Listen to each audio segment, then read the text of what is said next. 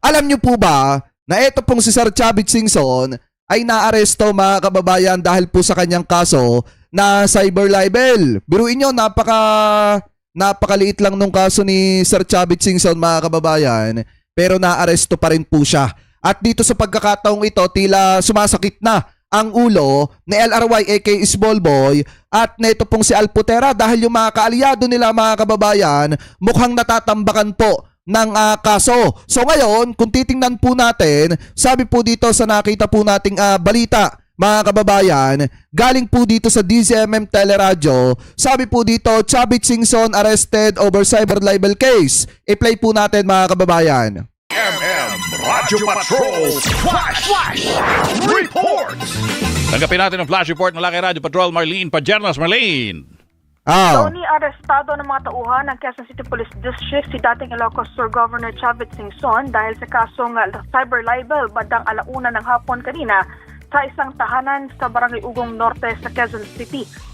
Kasi mga kababayan, alam nyo naman marami talaga mga paninira ang sinasabi. Ito pong si Sir Chavit Singson, lalo na po sa ating mahal na presidente. Pero kung titingnan nyo rin mga kababayan, may iba rin po kasi mga politiko na sinisiraan. Ito pong si Sir Chavit Singson, kaya hindi na rin po nakakapagtaka kung bakit nagkaroon siya ng kasong cyber libel na dumating pa sa point mga kababayan na siya po ay inaresto ng ating mga otoridad. So ngayon, ang ano dito mga kababayan ay etong si Alputera. Dahil kung titingnan nyo, matalik po kasing kaibigan mga kababayan ni Alputera itong si Sir Chavit Singson. At talagang kung titingnan po natin, isa pa nga ito sa talagang sumuporta dun po sa signature caravan nito pong sina Alputera. Ngayon mga kababayan, yung mga kaalyado nila, yung mga taong tinutulungan nila mga kababayan para makuha yung ambisyon, eto na, unti-unti nang nagkakaroon ng kaso. At hindi na rin nakakapagtaka mga kababayan kung bakit sumasakit na ang ulo dito ni LRY aka Smallboy at saka po nitong si Alputera dahil nga maging yung mga vlogger po nila mga kababayan talagang sablay na rin po ang pinagsasasabi at makikita nyo na yung iba sa mga vlogger po nila wala na rin po sa katinoan. Kaya siguro nagsasalita na ng kung ano-ano rin etong si Sir Chavit Singson na humantong pa nga sa point na nasampahan siya ng kasong cyber libel. So ngayon mga kababayan na ito, ituloy pa po natin. Saya ng warrant of arrest na nilabas ng Branch 21 ng Regional Trial Court sa Vigan City. Ayon sa source, agad nakapagpiyasa si Singson ngayong araw matapos na maaresto. Expected na naman natin yan mga kababayan na makakapagpiyansa siya. Barya lang sa kanya yung piyansa ng cyber level, pero yung nakakahiya po kasi dito mga kababayan na dumating pa sa point na nagkaroon siya ng mugshot tapos naaresto siya dahil lamang po sa kasong yon. Akala ko nga mga kababayan plunder yung kaso niya Nantabayan ng mga dagdag na detalye sa DZMM Radyo Patrol sa Istrenta at DZMM Teleradio. Ayan. Diba? Nakapagpiyansa daw agad itong si Sir Chavit Singson. Pero inaasahan na naman po talaga natin yan. Kumbaga mga kababayan siguro kaya rin pumayag itong si Sir Chavit Singson na ilabas yung kanyang mugshot para masabi sa publiko na siya ay ginigipit, siya ay kinakasuhan at siya po mga kababayan ay pinupunteriya ng gobyerno. Yan din yung dahilan. Siguro mga kababayan kaya siya pumayag na makuhanan ng mugshot. Yan din yung dahilan mga kababayan kung bakit hinayaan niya na i-post sa social media yan. At yan po talaga yung galawan nila ngayon ang kumuha ng simpatsya sa mga kababayang Pilipino po natin. So ngayon, mga kababayan tuloy pa natin yan dahil kung makikita po ninyo, meron pong isang broadcaster o reporter mga kababayan ng Net25 ang marami daw po ang sinasabi patungkol po dito kay Presidente na kung saan bakit wala daw si PBBM sa Mindanao, pero maliwanag naman nakahapon pumunta po si PBBM ng General Trias at tumulong pa nga dyan po sa mga kababayang Pilipino po natin na naandya dyan. So ngayon mga kababayan, ito po yung nakikita at nahahalata ko dito sa mga vlogger na sumusuporta kay Sara Duterte. Bakit tuwing gagawa sila ng vlog about sa Presidente, hindi po mawawala mga kababayan yung pagmumura kay PBBM? Ano ba yan? Sadya bang binayaran kayo para murahin ng Presidente? Kasi halatado mga kababayan tuwing mumurahin nila si PBB at tuwing gagawa sila ng vlog patungkol kay PBBM, video patungkol kay PBBM, hindi po mawawala yung mura. Laging may kasamang mura. So ngayon ito, i-play po natin. Ayan, Bongbong Marcos hinahanap na sa Mindanao. Walang ya. Weak talaga ito si Bongbong Marcos eh. Napanood yun ba yung balitang ito guys? Na si Bongbong Marcos ay hindi pa pala nagpupunta sa Mindanao. Walang Hindi daw pumupunta si PBBM sa Mindanao ha. Pero kahapon maliwanag naman na nasa General Trias si PBBM at tinutulungan yung mga kababayang Pilipino po natin doon. ya. Puro online. Putang na may presidente bang online?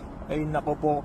Putang na weak ka talaga. Tama nga sabi nila na weak ka. Eto panoodin natin ang balita. Ang Pangulo ba pumunta Eto, tingnan nyo ha. Ito yung reporter mga kababayan ng Net25 na nagtatanong kung pumunta daw si PBBM sa Mindanao. na ba ng Gensan o ng Mindanao para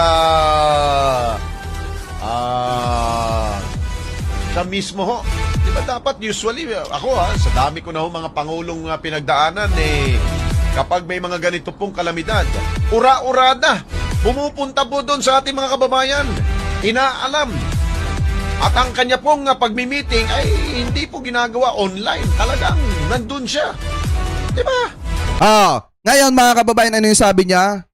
Sa dami daw na nadaanan niyang presidente mga kababayan, kapag daw may sakuna yung presidente daw pumupunta talaga doon sa lugar kung saan may sakuna at hindi daw po ginagawa yung meeting via online. So ngayon mga kababayan, nasaan ba si presidente kahapon pa?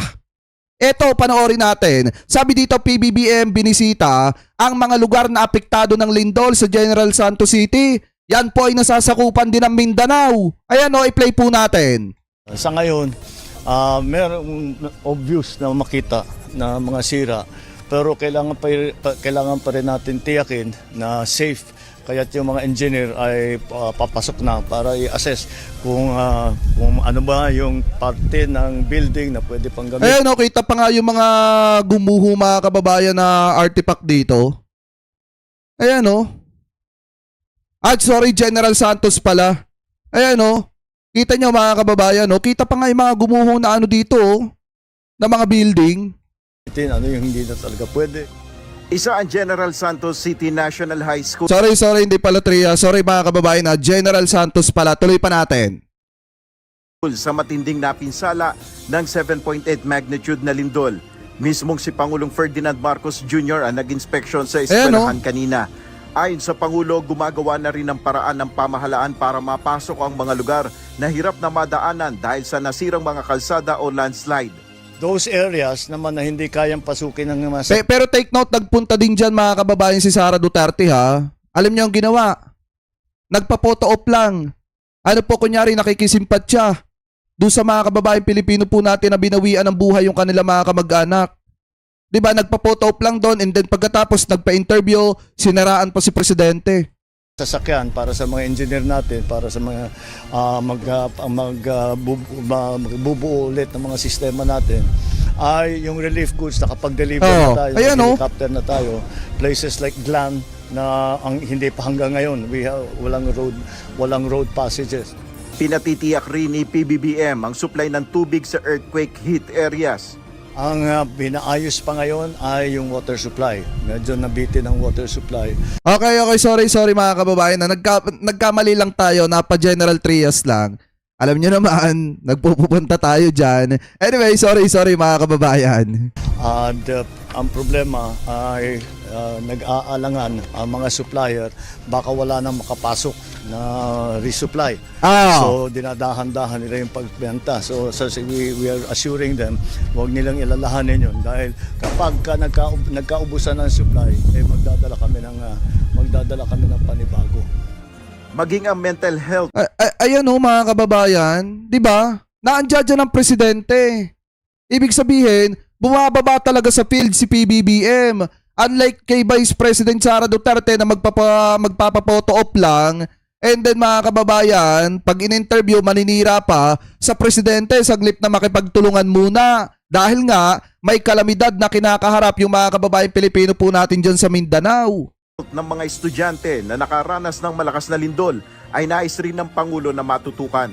Pati yung kausap ko yung mga teacher at sinabi ko sa kanila, alalahanin nila na traumatizing itong experience para sa mga estudyante, para sa mga bata. So, wait lang, balik ulit tayo dito mga kababayan sa reporter ng sa reporter mga kababayan ng Net25. Wala naman tayong pandemya. Oh. Bakit kailangan online? Di ba online ba yung kanina? Ha? Marie, yung bang nag-report yung OCD, ano yung online sa Pangulo? O, kita mo. Bakit online? Wala ba siyang access para pumunta ng Mindanao? Oh, Ay, pahiya. nako. Ngayon, pahiya siya. Pahiya siya mga kababayan. Bakit? Nanggaling na ang presidente ng Mindanao eh. Di po ba? Nagpunta na si PBBM sa General Santos City mga kababayan para i-check yung mga tinamaan talaga nitong kalamidad at para magbigay ng tulong at para maibangon mga kababayan yung mga kababayan Pilipino po nating apektado ng lindol dito. Diba? Ayan o, maliwanag. Bantayan din nila, we have a program sa DOH na tutulong sa mental health ng mga bata na dumaan sa ganitong klaseng experience. Ayon naman kay Education Secretary Sani Angara, Hindi lang si PBBM, kasama din si Secretary Angara. mas pauhusahin rin nila ang ginagawang earthquake drills sa mga eskwelahan. Siguro pag-iigihin natin yung existing earthquake drills. Ongoing naman yung earthquake drills dahil pinaghahanda, that's part of Brigada actually. In fact, sa MMDA, meron nga sila yung earthquake machine na sinusubukan natin para yung mga bata maramdaman talaga nila. Ang masaklap nito mga kababayan, ang ginawa ng mga DDS vlogger, ikinalat agad nila. Diba ikinalat agad nila itong video ng reporter mga kababayan ng Net25 para nga naman palabasin na walang ginagawa ang presidente at hindi po tinitingnan yung mga kababayan Pilipino po natin dyan sa Mindanao. Talaga, oo. Tama nga, tinanong kanina. May chance ba na pumunta ang Pangulo sa Mindanao? O, sabi nung tagapagsalita, meron, pero wala pa daw siyang hawak kung kailan. Hindi pa daw niya alam kung kailan. Dapat yan, ura-urada, nandun na ang Pangulo. No. Tanungin mo si VP Sara. I'm sure, taga Mindanao yun eh. Nandun na ho yun. Kita nyo? Diba? Tanungin mo si BP Sara. Taga Mindanao, I'm sure na taga Mindanao yun eh. Andun yun. Diba? Para lang maipagmalaki si Sara Duterteng inutil. Gagawin po nila ang lahat mga kababayan. Ano bang ginawa ni Sara Duterte? Nagdala ba ng tulong? Diba? Sabaw lang ang ibinigay sa mga kababayan Pilipino po natin. Diyan po sa Mindanao. Tapos alam niyo yung pinakamasaklap mga kababayan, di ba nagbibigay sila ng libreng sabaw? Kailangan bago ka makakuha ng sabaw, kailangan mo munang pumirma. Di ba kailangan mo mag-log muna doon sa kanilang logbook? Yan ba'y trabaho ng matinong Vice Presidente? Eto, maliwanag si Presidente naglaan ng 100 million pesos doon po sa City Hall mga kababayan ng General Santos City. Di po ba? Anyway, tuloy pa natin. Mas nauna pa yun. Ay, nako. Ngayon nyo kailangan pumunta para ipakita ninyo na parte pa rin po ng Pilipinas ang Mindanao. Ako, baka isinasantabi na ho ninyo ang Mindanao, ha? Wag ho. Kakahiya tong broadcaster na to.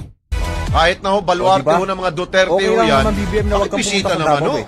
Sa ibang lugar na lang. Importante pa rin Alam po naman namin mga hindi ka kababayan pupunta sa natin Davao. dyan. Sa ibang lugar na lang, Biktima pa rin bawa po ka, sila ng BBM. kalamidad. Kailangan ka doon.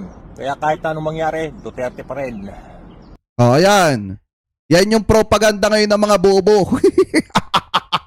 Ayan maliwanag na si PBBM nandito mga kababayan. Bago pa lang nila pag-usapan niya, nakapunta na po ang presidente. Yung pakiramdam ng totoong earthquake kasi kahit gaano ka dami mong beses mo i-practice, pag nangyayari na talaga, nagtatakbuhan pa rin sila kahit ang instruction sila maglakad lang. Ininspeksyon rin ni Pangulong Marcos ang St. Elizabeth Hospital sa Jensan. Inatasan Ayan niya Jensan, napakaliwanag. Jensan mga kababayan. ang mga kinaukulang ahensya na unahin ang structural assessment ng mga naapektuhang ospital at health facilities para matiyak ang kaligtasan at agarang pagbabalik ng mga pasyente. Grabe yung ginawa nilang propaganda mga kababayan, no? Hindi na sila naawa sa mga kababayang Pilipino po natin dyan sa Mindanao.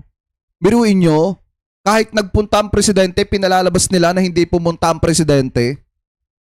Tapos ang pinalalabas nila mga kababayan, si Sara Duterte daw, ura-urada nandun na. Yun yung pinapalabas nila ngayon. Ibig sabihin, ang gusto nilang palabasin dito, sasamantalahin nila yung sitwasyon ng mga kababayang Pilipino po natin dyan sa Mindanao para siraan ng presidente at para pabanguhin ang pangalan ni Sara Duterte. Dahil sa totoo lang mga kababayan ha, hindi na po talaga gaanong umaangat ang pangalan ni Sara Duterte. Kaya nga binabanatan nila ang mga tulpo eh. Dahil kahit hindi pa nag-a-announce sa mga tulpo, malaki ang posibilidad na talunin sila ni Senator Raffy Tulfo. Diba? Lalo na kung magtatandem yung dalawa ni former VP Lenny. Yan mga kababayan ang ginagawa nila. Hindi nyo ba napapansin? Ano yung sinabi? Ngayon ko lang nakita na tumirada ng ganon. Yung broadcaster na yon. Ipinakita yung pagiging bias. Diba? Anyway, tuloy pa natin. Binisita rin ni PBBM ang ginagawang pamamahagi ng tulong ng Department of Social Welfare and Development. 100 million pesos ang ibinigay ni Pangulong Marcos sa Gensan para maisaayos ang City Hall. Tag 100 million pesos. 50,000 pesos naman ang ibibigay para sa mga pamilyang nasawi ang kanilang mahal sa buhay dahil sa lindol. Dagdag ni Pangulong Marcos, maglalabas ng pondo ang Department of Budget and Management para sa pagsasaayos ng mga nasirang infrastruktura. Nasan si Sara Duterte dyan? Chinek ba ni Sara Duterte mga kababayan? Yung kalagayan ng mga kababayang Pilipino po natin dyan? Diba? Ano ibinigay na tulong sa BAW? Kailangan nakalagpa. Sa Sarangani at South Cotabato. Kaugnay ng pagresponde ng pamahalaan sa Mindanao, iniutos na ni Department of Public Works and Highways Secretary Vince Dizon ang pagpapadala ng equipment sa Mindanao katulong ang pribadong sektor. Ito ay dahil na rin sa lawak ng pinsala na idinulot ng malakas na lindol na dapat na maisaayos kaagad sa madaling panahon. Nag-order na ako ng total mobilization. Nandito din si Secretary Vince Dizon mga kababayan. Full force po ang gobyerno dito. Kasi yung mga nauna dito, ang pagkakaalam ko, pakitama na lamang po ko ha kung ako po ay mali. Etong sina PCSO, General Manager Mel Robles, Secretary ng DSWD, Rex Gatchalian, Secretary ng DPWH mga kababayan, at etong Secretary ng Education. Diba kasama po si Presidente. Bago pa lang nila pag-usapan na dapat daw ang Presidente ura-uradang pumunta dyan, nakapunta na po dyan ang Presidente. Ng private and public equipment and personnel. No, hindi lang DPWH equipment na to kasi ang sira is comprehensive. Sarangani, Gensan, South Cotabato, Davao Occidental, Davao del Sur. Ang daming mga nasira dyan. Nel Maribuhok, UNTV News and Rescue, Diyos ang aming sandigan, serbisyo publiko ang aming pinahalagahan. Yan ang problema kasi mga kababayan. Alam nyo, pangit talaga maging DD shit eh. Bakit ko nasabi? Kasi bukod sa halatang hindi naliligo mga kababayan, maliwanag din na yung ugali, hindi nagbabago. Bakit ko nasabi? Baka sabihin ng iba, Jake, sobra ka naman. Masyado na yung banat mo, hindi na maganda yan. Eto nga, tingnan nyo mga kababayan yung ugali hindi nagbabago. Kaya nga sa totoo lang, hindi ko rin masisisi kung bakit nadidepress na etong sina LRY aka Small Boy at eto pong sina Alputera mga kababayan. Dahil nga, iba na yung pinaggagawa ng mga taga-suporta ni Sara Duterte. Dahil may mga lumalabas kasi pong balita na etong mga taga-suporta ni Sara Duterte nahahati na po sa 4 na paksyon mga kababayan at nagkakanya-kanya na. At yung iba, nagbabalak na po magbitaw ng suporta kay Sara Duterte dahil hindi naman po sila nililingon nitong si Sara Duterte. So ngayon mga kababayan, ito, panoorin nyo at pakinggan nyo mga kababayan itong isang DD shit na bastos na kung saan nung tinanong ng mga taga-media, galit na galit mga kababayan. Ito, pakinggan nyo. Anong problema, ma'am? Bakit? Ito, vlogger. Vlogger. Anong news kayo? Sa Abante po kami. Huwag kayong masyadong dito, ma'am. Kami na lang ang dito. Maraming mainstream media, ma'am, na ang ini-edit at mali-mali ang mga ginagawa. Pinagbabawalan yung mga taga-medyang pumunta ng harap ng Senado at sila na lamang daw po yung magko-cover doon. Abante po. Abante po. Abante. Pasensya na kayo, ma'am, kasi sa ginagawa sa amin, sa bawat karapatan, hindi nilalabas ang tunay na nangyari dito. Ah. Baguhin naman. Ma'am, sabi po kasi nakaka-istorbo daw kayo dito. Ano Tsaka- nakakadistorbo? Ang lumalaban ba sa iyong lahi nakakadistorbo? Ang magpapahayag sa karapatan ng bansa na to nakakadistorbo? Sino ang nakakadistorbo? Yung mga magnanakaw na hanggang ngayon hindi pinapakulong. Yung nakakadistorbo, ikaw media ka. Maglabas ka ng tunay na nangyari sa bansa. Ha? Huwag ka magsalita na nakakadistorbo. Ang nakakadistorbo, mainstream media pero hindi nilalabas ang tunay na nangyayari sa bansa. Di ba? Ano yung sabi ng DD shit kanina? Wag ka na dito, ma'am. Kami na lang dito. Tapos nung sinabi mga kababayan na nakakaistorbo sila, naggalaitin na tapos ang dami ng sinabi. 'Di ba? Ugaling DD shit nga mga kababayan, kaya mahirap maging DD shit. Kasi magiging ganto kayo samlang. Yan ang nakakadistorbo. Lahat po kino-cover natin. Pero ano po, bakit po ayaw niyo pa rin siyang Bakit hindi mo tanongin ang sarili mo? Kaliwat ka na nakakuha ng kapanamayan. Di ba yan? Naiintindihan niyo? Nakakadistorbo ba ang nagsasalita? Nang malayang pamamahayan? Nakakadistorbo ba? Pero hindi po kayo aalis dito. Hindi po kayo aalis dito. Hindi kayo aalis dito. Huwag mo na kami tanongin. Tanongin mo sarili mo. Pero hindi po kayo aalis Paano dito. ang bansa natin? Paano po yun? Ano na ngayon? Hindi, wala akong pakialam. Ang tanong ko, paano pinaglalaban ng bansa natin? Pero hindi po kayo aalis dito. Nakakadistorbo? Mali na yung tanong mo. Distorbo? Hindi kasi nakakaistorbo nga sila dyan. Yung mga kilos protesta nila mga kababayan, hindi naman kasi nakakatulong. Bakit? Dahil yung labas ng Senado, ginawa na po nilang tirahan. Diba? Yung labas ng Senado, ginagawa na po nilang tirahan mga kababayan. Kaya nga ipinaalis na yung mga gamit nila dyan eh. Kasi nakakasagabal po talaga sila sa trabaho especially ng ating mga otoridad na nagbabantay po dyan. Saan ba naman kayo nagkatala? Ang usapan magrarally lang. Pero ang nangyari, ginawa ng tirahan yung harap ng Senado. Pilipino ka? Ganun tanong mo? Naiintindihan ko po kayo, pero yun nga po, kinukuha namin ang Tanong ka side ng nyo. maayos. Ayan, tama. Kinukuha nga naman ng abante yung side nila, mga kababayan. Alam nyo, napaka-professional talaga ng reporter dito. Oh. Anong disturbo? Nakakadisturbo? Naka-cover, naka-video po to. Hindi namin kailangan ng mainstream media kung bias din naman. Okay, so aalis po kayo kasi Hindi, ano hindi na ka, eh. hindi ka magtatanong ng ganyan. Wala kang karapatan. Doon ka na. Umalis ka na. Hindi ka namin kailangan. Ngayon mga kababayan, after ng ilang araw ba, binalikan ata or ilang oras, binalikan din itong si ate. Ayan, sabi nga dito mga kababayan, basahin natin yung nagmumura na DD shit. Sabi dito, DDS ayaw namin ng media, meron kaming vlog.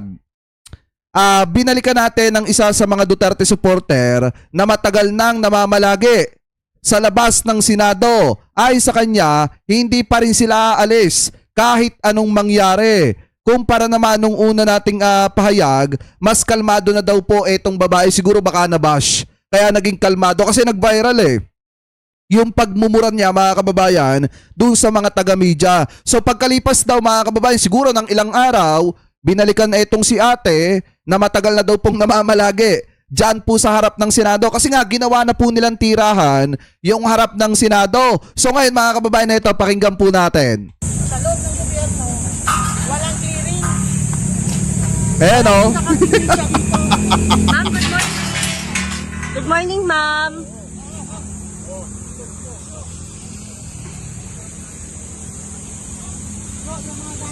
Ma'am, saan na po tayo after? Dito pa rin kami. Hindi kayo aalis talaga, ma'am? Kami ayos. Paano yung mga gamit, ma'am? Pinapaligpit na. Natin, ayun namin ang media. Mayroon kaming vlog. Opo. Pero paano yung mga pinapalis Ayaw namin ng media, meron kaming vlog. na yung mga gamit nyo? Kayo ang pinapalis namin. Lalakas ng trip, no? Saan kayo ngayon, ma'am, after nito? Operation lang yan, paghahanda para bukas. Paghahanda para bukas? Ay, bakit? Anong meron bukas, ma'am? Ay, nandito ka. Okay. Kasi bukas mga kababayan, Independence Day. Yan din yung ulat na meron daw pong susugod sa Senado na mga armadong grupo at didiretso sa Malacanang mga kababayan allegedly. Kaya nga naka-alerto po ang Senado ngayon. So ngayon kung titingnan nyo mga kababayan, kahit anong sabi ano po ng mga nanunungkulan dito na umalis na po sila, ayaw po nilang umalis. Kasi nga, ginawa na po nilang tirahan yung harap ng Senado. Ganyan po sila kagarapal. Wala kaming media kakampi. Lahat ng nangyayari dito sa bansa, wala. Sa loob ng gobyerno. Oh, ayan. Diba mga kababayan, mahirap po talaga maging isang DD-shit. Kasi kahit mali na yung nakikita mo, paniniwalaan mo pa rin yan. Parang katulad ditong si ate mga kababayan. Paniwalang paniwala sa pinaggagawa at pinagsasasabi nung 18 nagpakilalang dating miyembro ng kargador ng maleta. Diba? So ngayon, eto, pakinggan nyo pa. Bukod doon sa isang DD-shit na yon, eto pa yung isang DD-shit mga kababayan na talagang magpapatunay na mahirap po talagang maging isang taga-suporta ni Sara Duterte kasi nakakabano. Ano po? So eto, pakinggan nyo. Siyempre, bakit ang 18 Marines magsisiwala dyan? Bakit may napapalabas sila dyan? Para magsinungaling sila? Tigli 5 milyon ang bayad dyan, allegedly. Diba? Kaya nga iniimbestigahan yung alok na 5 milyon sa bawat isa. Ibig sabihin, yung pagsisinungaling nilang yon, malaki ang napapala nila. Lalo na kung naunahan sila ng tig 350,000. At saka in the first place, yung mga Marines na yan, yan yung mga bodyguard ni Saldico. Na legit na naghatid at nagsundo at nag-deliver ng mga maleta. Take note mga kababayan ha, yung 18 nagpakilalang dating miyembro ng Marines, allegedly, yung iba po doon nakikita minsan na nagbabodyguard po kay Sara Duterte. Kaya nga ako, hindi ako naniniwala na lahat ng yan, bodyguard ni Saldico. Yung iba dyan, malaki ang posibilidad na tama rin yung binabanggit ni Pebbles Cunanan na allegedly, mga Sara Army yan. Na binitbit lang ni Mike Defensor para magsalita ng kung ano-ano laban po sa gobyerno at kumuha ng isang taong sinungaling which is etong si Atty. Baligod. Diba na nagkukumpas dyan po sa mga Sara Army na yan, allegedly. So ngayon ituloy pa natin. Tapos pilit nilang tinatakpan, ang binabanat nila ngayon, yung mga kaso ng mga senador na yun ang gumagawa para mabuksan ang katotohanan. Bakit yun ang kinakasuhan nila? Ba't nila kakasuhan yung mga buhaya sa Kongreso? Sino-sino yon? Number 1 si Stella Kimbo. O, di ba? Sino pa? Sino ang buhaya Iiyak to pag hiningan to ng ebidensya. dyan? Ang Speaker of the House. Sino pa dyan? Yung pumirma ng impeachment ni BP Sara. Di ba? Hindi mo dapat banggitin yan kasi even bata alam ng bata eh. O di ba? Ano sabi ng teacher? Ano ang pambansang hayop sa ating bansa? Ano sabi ng bata? Buhaya, ma'am. O di ba? Hindi mo na dapat itanong yan eh. Kasi sa panahon ngayon, hindi tayo panahon ni Rizal ngayon. Panahon na tayo ngayon ni Bangag. Kaya ultimo kulay ng brief at panty na alam natin through social media. Kaya hindi nyo pwedeng bilogin ang ulo namin. Dahil Sige nga, ano ang kulay ng brief ni Man Scarpio? Sabihin mo nga. Yan ang problema mga kababayan. Dito po sa mga DD shit na ito, mga magagaling mag-akusa pero mga wala namang ebidensya. Di po ba? Kaya nga kung titingnan natin mga kababayan, yan yung sakit na mahirap gamutin. Yung pagiging tanga kasi walang gamot dyan. Ano po, yan.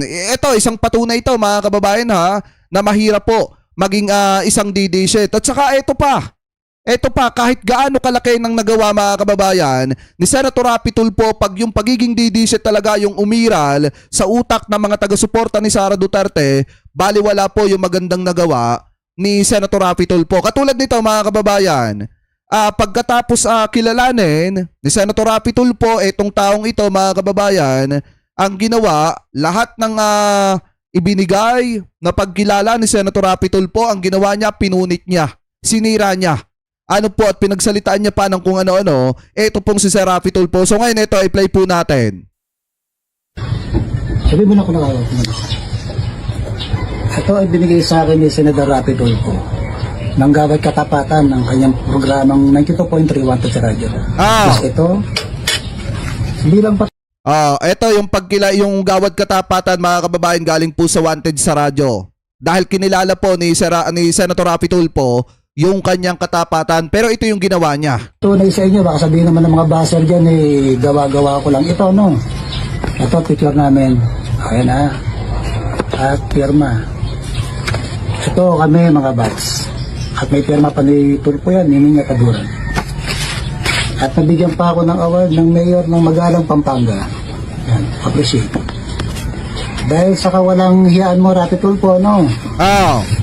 At ikaw ay naging inutil sa Senado, sinira mong tiwala ko sa iyo at tiwala ng maraming tao na Kasi hindi talaga makapurma mga kababayan yung Duterte Block sa magkapatid na Tulfo dyan po sa Senado. Wala silang magawa mga kababayan kay Senator Rapi Tulfo, wala din silang magawa kay Senator Erwin Tulfo, kaya pinupunteriya po ngayon ng mga taga-suporta ng mga Duterte etong magkapatid na Tulfo. Kasi nga mga kababayan, ito partida ha, hindi pa nag-a-announce si Sir Rapi Tulfo, talagang minsan nalalamangan, inilalampaso etong si Sara Duterte sa survey. At malimit, naabutan po ni Senator Rapi Tulfo etong si Sara sa survey. Kaya nga ang ginagawa nila, pinupunteriyan nila yung posibilidad na mabigat na kalaban ni Sara Duterte sa 2028. At sinisira po nila yung credibility nitong magkapatid na Tulfo. So ngayon ituloy pa natin. mamaya na bumoto sa iyo, wala kang bayag na paglaban ang karapatan ng mamamayan. Ito, bilang patunay.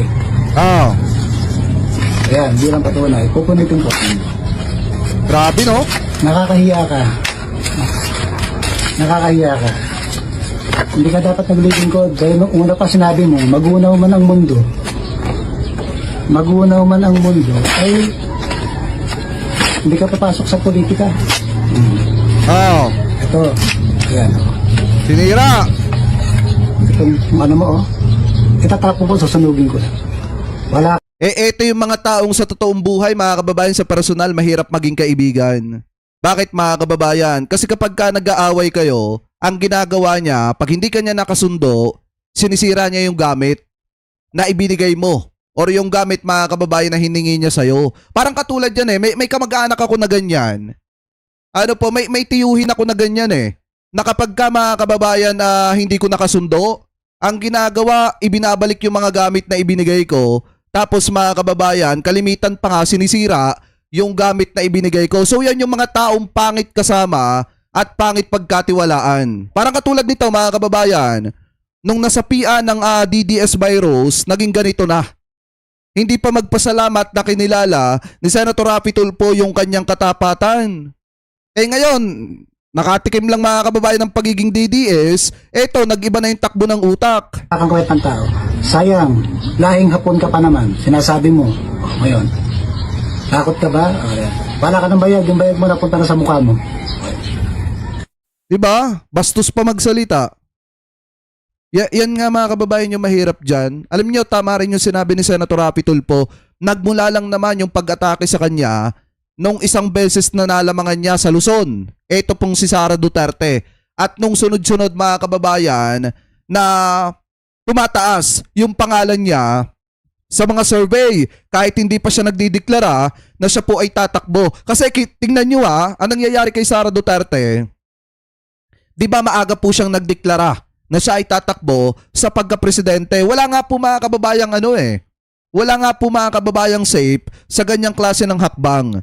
Yung ginawa po ni Sara Duterte mga kababayan, yan po ay parang do or die. Ika nga mga kababayan na kung saan makikipagsapalaran ka para hindi ka ipitin ng mga kalaban mo sa politika para maipakita na ikaw yung una na namamayagpag sa larangan ng politika. Ngayon, ang kalimitan po kasi na nag-a-announce na maaga, yan po yung malimit matalo sa huli katulad ni Binay. Di ba nangyari kay Binay dati yan?